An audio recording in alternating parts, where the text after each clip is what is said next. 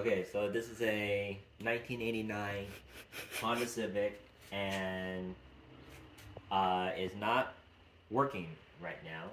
And I'm gonna start doing these video logs of problems that occur along the way, so that in the future I can try to fix them again.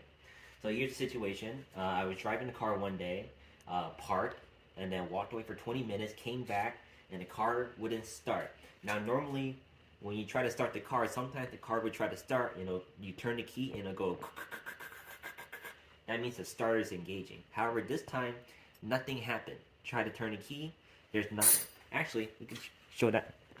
We can try to show that right now. So right now we have Baba in the driver's seat. Turn the key. Try to.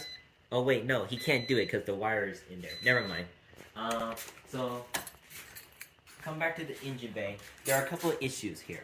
One, we already tested the battery. However, when we got the car towed by AAA, the battery is full. So we for sure know it's not a dead battery.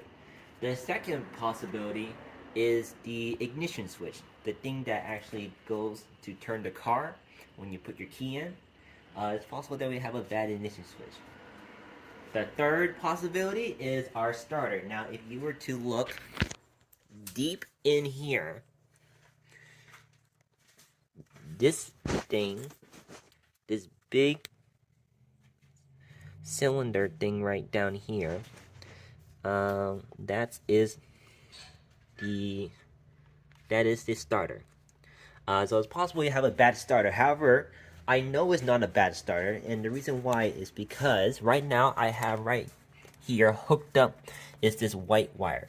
Normally, this black wire with this little socket here will be plugged into this starter. However, for some reason, power is not getting through it. However, I know it's not the starter because we're going to do this test right now. I have in place of this black wire, this white wire that's plugged in here. And the other end is just bare. And what we're going to test right now is I'm going to take this wire and I'm going to plug it into the red terminal while Baba is sitting in the car. So we're going to do this test right now. Right now, everything should be plugged in. If we were to head down here and look underneath the fuse box, everything is plugged in right now. And Baba right now is going to try to start the car. He's going to just turn it to the on position. One more click.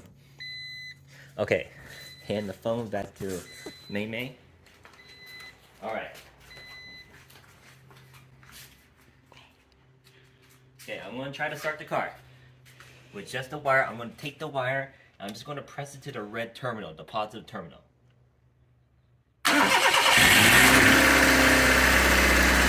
know that the starter works because I'm able to bypass everything with this wire, and it starts.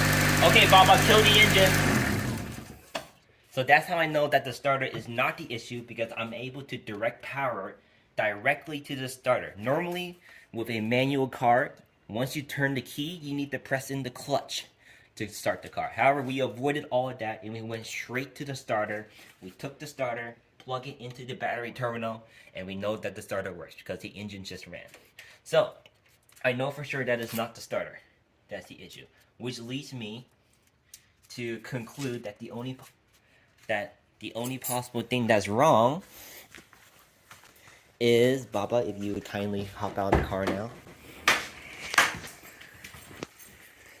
And baby, hand me back the phone, key. The only thing I know that's the issue right now is right here, the ignition switch, the moment where you put your key into the keyhole. So something happens at this point where when you try to turn the key and the power is not getting to the starter.